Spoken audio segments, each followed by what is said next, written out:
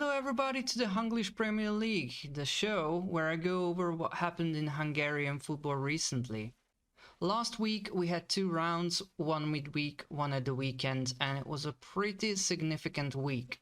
Ferencváros became champions, which was on the cards for a while now. They had a massive lead by the winter break, so it was only a matter of time, not a matter of if. They beat their fierce rival Újpest, and if you followed my Patreon, then you know this is a very big rivalry in Hungary, at least traditionally, and tradition will come into play very quickly. I say traditionally because over the last few years Újpest has not been able to compete with the quality that Ferencváros had, especially under Rebrov. It's been 6 derbies without conceding to Újpest. A single goal wasn't scored by the purple and whites. So this is pretty big. It's been over 3 years that Újpest actually even got a point against their rivals. So you can see how unbalanced the powers has become in this rivalry. But nonetheless, it is still a very important thing to you, of course, to celebrate you becoming the champions against your rivals. Now, with fans not allowed into the stadiums, you would think that it would be more on the chill sides of things. But Gábor Kubatov, the chairman of Ferencváros, actually came out before the game and said that Újpest should give them the Guard of Honor. This is a thing, of course, where players applause in front of the champions of that season. This has no huge tradition in Hungary, but in the recent years a couple of teams did that, to mainly Ferencváros, because they were the ones winning the league. So it wasn't out of nowhere, but it was also something that felt a little bit of a provocation. So then Újpest put out a statement that they will not do such thing because it has no tradition, to which Freddy said, well, but you should still do it. Funny enough, Ferencváros was not champions at that point because mathematically they could have lost the title. In reality, everybody knew that it was only a matter of time. They won comfortably 3-0, claiming the title, having the best of their nights, probably. Now, the weekend, there was another big game for Ferencváros because they were playing against Fehérvár FC, who were thought to be the main challengers, but failed spectacularly under the new coach, Gábor Márton. Now, he is a Hungarian dude who did well with Zalaegerszeg before, and essentially Fehérvár gambled with him. Why not try a Hungarian coach instead of a big foreign name? Well, they shouldn't have, apparently. The quality of play was not really good. The experiments of playing players outside of their positions didn't really work out. So the results were getting worse and worse, pressure started to mount up, and one thing led to another, and he was sacked. But the exciting thing about that is Vidi appointed Imre Szabics, who has his first manager role ever. He was, of course, an assistant coach recently for Austria, but before that he had other assistant jobs. But this is the first time he is a head coach, so it's pretty exciting to see him, especially because one of his players is actually Pálkor Dárdai, who is the son of Pál Dárdai, of course, who is managing Hertha.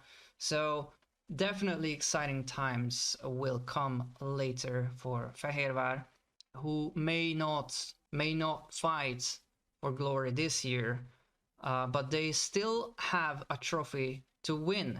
Szabics had a pretty alright start, honestly. He has the second best squad in the league, arguably, and he's been doing alright. He had 6 games, he drew 1, he lost 1 to Ferencváros over the weekend, and won the rest, so that's pretty nice. And he led his team into the Hungarian Cup final. So in just 8 games, he will be able to have silverware, which is a pretty good start with a new head coach, especially if it's his first ever job.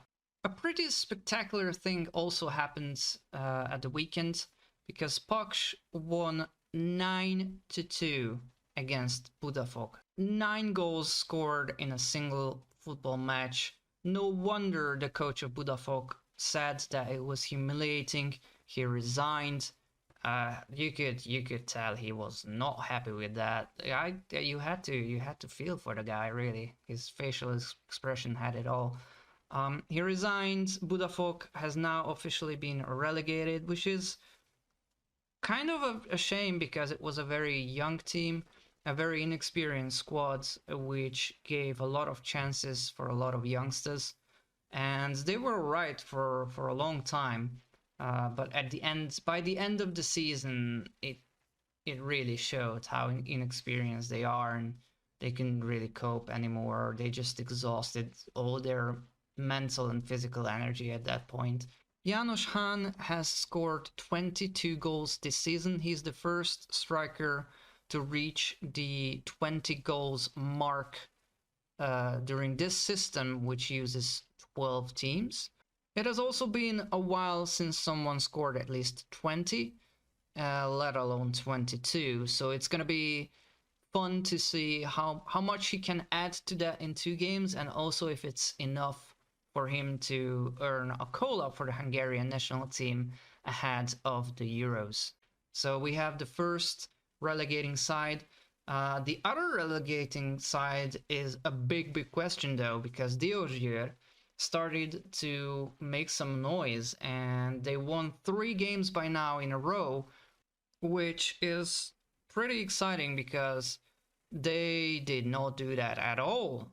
As a matter of fact, they did not win 2 in a row before, so 3 is pretty massive. They're fighting back.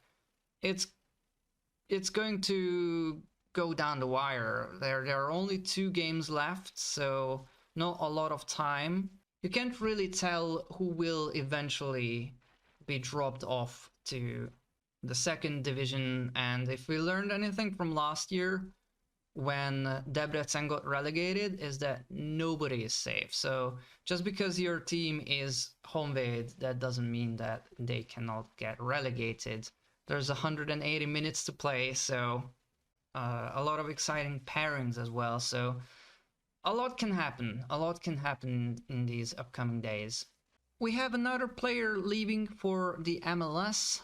You could say from the MLS to the MLS, if you will. Because Dániel Gazdag is rumored to be a target for Philadelphia Union. A couple of weeks after Szabolcs Schön has been announced to move to America, another player is on the horizon to also move to America, which should be exciting because honestly Gazdag is a quality playmaker, very creative and exciting player, very fun to watch. And honestly, it's surprising that he's still in the Hungarian league. So whether Honvéd stays up or not, this could be an exciting signing.